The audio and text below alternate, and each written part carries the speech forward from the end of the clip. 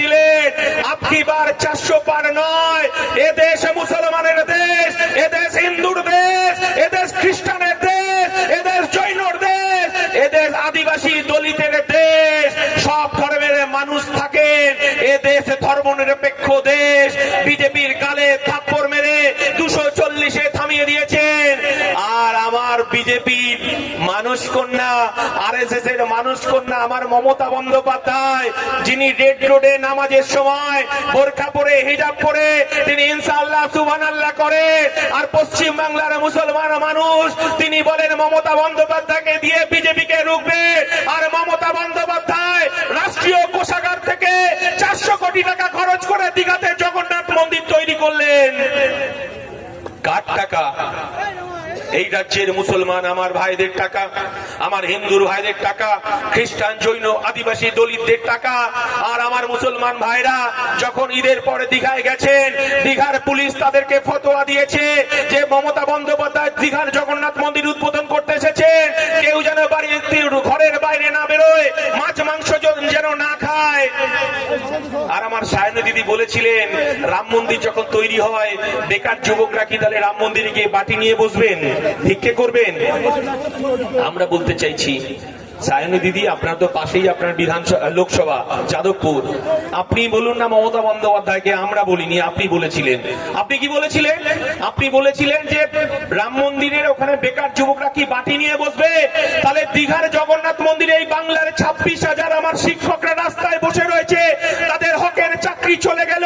আর এই বাংলার কোটি কোটি যুবক কাজের জন্য তারা পরিযায়ী শ্রমিক হিসেবে তারা আমার বাংলার বাইরে চলে যায়। আর প্রতিদিন এই বসিরহাট, এই হারোয়া প্রত্যেকটা জানেজার নামাজ আমরা শুনতে পাই, ডেড বডিটা কফিন হয়ে ফিরে আসে। আমার নওশাদ সিদ্দিকী বলেছে প্রত্যেকটা রাজ্যের নোডাল অফিসার নিয়োগ করতে হবে। এই বাংলা থেকে পরিযায়ী শ্রমিক কারা কারা কাজে যায় তাদের নামের তালিকা তৈরি করতে হবে। তাদেরকে প্রত্যেক মাসে তাদের পরিবারকে 10,000 টাকা দিতে হবে। এটাই নওশাদ সিদ্দিকী, এটাই ইন্ডিয়ান সেকুলার ফ্রন্ট। আমরা এই কথা দৃঢ়তার সঙ্গে বলেছি।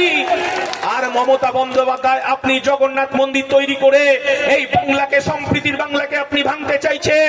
আবার একদিকে আমার মুসলমান ভাইরা দাবি করছে যে আপনি দাদা নাই দীঘায় গেলে জগন্নাথ মন্দিরে যাবেন, আমরা তাহলে দীঘায় গেলে কোথায় যাব? আমরা বলতে চাইছি মমতা বন্দ্যোপাধ্যায় আপনি এই বাংলার সম্প্রীতির বাংলাকে, আপনি সম্প্রীতির বাংলাকে ভাঙতে চাইছে। আমরা বলতে চাইছি মোরা এক বৃন্তে দুইটি কুসুম, হিন্দু মুসলমান, মুসলিম তার নয়নমণি, হিন্দু তাহার প্রাণ। একদিকে নওশাদ সিদ্দিকী, একদিকে বিশ্বজিৎ মাইতিরা রাস্তায় দাঁড়িয়ে থেকে এক বুক রক্ত দেবে, তবু সাম্প্রদায়িক দাঙ্গা হতে দেব না, এ লড়াই আমাদের চলবে। আমরা বলতে চাইছি যে আপনি জগন্নাথ মন্দির তৈরি করে কি বার্তা দিতে চাইছেন? আর একটা ভয়ঙ্কর খেলায় মমতা বন্দ্যোপাধ্যায় মেতেছে। আমরা বলতে চাইছি আমরা তো হিন্দু মুসলমান, আমরা ভালো আছি, আমরা তো একে অপরের পরিপূরক হয়ে বেঁচে আছি। আমার হিন্দু ভাইরা মুসলমানদের ঈদের অনুষ্ঠানে যায়, আবার দুর্গাপূজায় আমার বন্ধুরা ঈদে আমাদের দুর্গাপূজার অনুষ্ঠানে আসে। আমাদের এই সম্প্রীতির বাংলা, একসঙ্গে দাঁড়িয়ে আমরা বাজারে সবজি বিক্রি করি, আমরা একসঙ্গে চায়ের দোকানে বসে আড্ডা মারি, একসঙ্গে আমরা কলেজে যাই, একসঙ্গে আমরা স্কুলে যাই। কিন্তু তারপরেও কেন জগন্নাথ মন্দিরের প্রসাদের নাম করে রেশন দোকান থেকে এই পশ্চিম বাংলার মানুষকে প্যারা বিলি করা হচ্ছে? আলটিমেট বিজেপি আর মমতা বন্দ্যোপাধ্যায় এই বাংলাকে আবার ধর্মের ভিত্তিতে ভাগ করতে চাইছে, আবার হিন্দু মুসলমান দাঙ্গা করতে চাইছে। শুধু আমার চেয়ারম্যানকে বসিয়ে বেশি কথা বলবো না, শুধু একটা কথা বলবো, 1992 সালে ফিরে যান। আমার অনেক ছোট ছোট ভাইরা আছেন, কিন্তু আমার চাচারাও কান পেতে শুনছেন, আমার রশিদ চাচাও আছেন। 1992 সাল আমার ভারতবর্ষের প্রত্যেকটা রাজ্যে রাজ্যে আগুন জ্বলছে, উত্তরপ্রদেশে আগুন জ্বলছে, গুজরাটে আগুন জ্বলছে, তামিলনাড়ুতে আগুন জ্বলছে, কেরলে আগুন জ্বলছে, ওড়িশায় আগুন জ্বলছে, বিহারে আগুন জ্বলছে। বাবরি মসজিদ ধ্বংস হলো, রাম মন্দির তৈরি হবে রাম জন্মভূমিকে সামনে রেখে। ভারতবর্ষের সংস্কৃতি, ভারতবর্ষের ধর্মনিরপেক্ষতা, ভারতবর্ষের গণতন্ত্রকে ধ্বংস করলো বিজেপি, আরএসএস, এই লাল কৃষ্ণ আদবানি থেকে শুরু করে অটল বিহারী বাজপেয়ী, এই নরেন্দ্র মোদী, অমিত শাহ সেদিকে ভারতবর্ষের কৃষ্টি, সংস্কৃতি, ধর্মনিরপেক্ষতাকে ধ্বংস করলেন। সংবিধানের উপর আঘাত আসলো। আমরা দেখলাম সেদিন পশ্চিম বাংলার মাটিতেও শুধু একটা নাম করব, জ্যোতি বাবু এই রাজ্যের মুখ্যমন্ত্রী, তিনি বললেন এই রাজ্যে আমার একটাও দাঙ্গা হতে দেব না। আমি আমার পুলিশ প্রশাসনকে বলে দিয়েছি যে যদি কেউ দাঙ্গাবাজরা দাঙ্গা করে, দাঙ্গাবাজরা কখনো মুসলমান হতে পারে না, দাঙ্গাবাজরা কখনো হিন্দু হতে পারে না। আমি আমার পুলিশ প্রশাসনকে বলে দিয়েছি মাথা লক্ষ্য করে গুলি করতে। আমরা সেই সম্প্রীতির বাংলায় বড় হয়েছি। আমরা বলতে চাইছি, আমরা দেখলাম, আমরা কিছুদিন আগে আমরা আইএসএফ এর প্রতিনিধি দল আমরা মহেশতলায় গিয়েছিলাম, যেটাই পশ্চিম বাংলার ডায়মন্ড হারবারের মডেলের একটা বিধানসভা মহেশতলা। সেই মহেশতলায় আমরা গিয়েছিলাম। মহেশতলায় আমরা গিয়ে কি ভয়ঙ্কর দৃশ্য দেখলাম।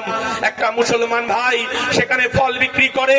আজকে দীর্ঘ 15 বছর ধরে হিন্দু, মুসলমান, খ্রিস্টান, জৈন, আদিবাসী, দলিত সবাই তার দোকান থেকে ফল কেনে। আমার হিন্দু মায়েরা তার দোকান থেকে ফল কেনে। আমার দেবতার পুজোর অর্ঘ্য হিসাবে ফল কেটে দেয়, সেখানকে মুসলমান ভাইরা দেয়। কিন্তু আমরা দেখলাম যে কুরবানি ঈদে যখন আমার সেই ভাই বাড়ি গেছে, সেই দোকানে তারা তুলসী মণ্ডপ তৈরি করলো। তুলসী মণ্ডপ তৈরি করে সাম্প্রদায়িক বাতাবরণ তৈরি করলো। আর সেখানে মমতা বন্দ্যোপাধ্যায়ের খাকি পুলিশ দাঁড়িয়ে থেকে দেখলো, সেখানে সাম্প্রদায়িক দাঙ্গা বাঁধালো। আর আমরা দেখলাম মমতা বন্দ্যোপাধ্যায় এই হারোয়াতেও চেষ্টা করবে। এর আগেও প্রয়াত নুরুল ইসলাম এই বসিরহাটকে জ্বালিয়েছে, বাদুড়িয়া আগুন জ্বলেছে, দেগঙ্গায় আগুন জ্বলেছে এই মমতা বন্দ্যোপাধ্যায়ের রাজত্বেই। যে মমতা বন্দ্যোপাধ্যায়, আমরা বলতে চাইছি আপনি হিজাব পরুন, আপনি বোরখা পরুন, কিন্তু বাংলাকে আমরা দুভাগে ভাগ হতে দেব না, এই শপথ আপনারা নিয়েছি। তাই আমার চেয়ারম্যান বসে আছেন, এই কথাটা বলবো। আমার দলের পৃষ্ঠপোষক আব্বাস সিদ্দিকী বলেছেন, মোরা এক বৃন্তে দুইটি কুসুম, হিন্দু মুসলমান, মুসলিম তার নয়ন মনি, হিন্দু তাহার প্রাণ। আমার মুসলমান ভাইরা মাথায় টুপি পরে মসজিদে গিয়ে নিরাপদে নামাজ পড়বে। আমার হিন্দু ভাইরা, আমার হিন্দু মায়েরা মন্দিরে গিয়ে ঘন্টা বাজিয়ে পুজো করবে। আর আমার মতুয়া ভাইরা তারা ডঙ্কা বাজিয়ে তারা হরিচাঁদ গুরুচাঁদের পুজো করবে। আর আমার খ্রিস্টান ভাইরা তারা গির্জায় গিয়ে প্রার্থনা করবে। আমরা এই সোনার বাংলা দেখতে চাই, যে বাংলায় সম্প্রীতির বাংলা, যে বাংলায় কাজী নজরুল ইসলামের শ্যামা সঙ্গীত পুজোর মন্দিরে বাজবে। আমরা সেই বাংলাকে দেখতে চাই। আমরা বলতে চাইছি, আমার আব্বাস সিদ্দিকী যে শিক্ষা দিয়েছেন, নানা ভাষা, নানা মত, নানা পরিধান, বিবিধের মাঝে দেখো মিলন মহান। 2026-এ এই বাংলায় সাম্প্রদায়িকতার জায়গা নেই, এই বাংলায় মমতা বন্দ্যোপাধ্যায়ের জায়গা নেই, এই বাংলায় শুভেন্দু অধিকারীর জায়গা নেই। আর একবারে বলে যেতে চাই যে হারোয়ায় খামচিহ্ন আবার বিধানসভায় যাবে। আর তৃণমূলের যে নেতারা বলতে চাইছেন সন্ত্রাস করবেন, আমরা বলতে চাইছি আমাদের কাছে হয়তো বোম, গুলি, পিস্তল নেই।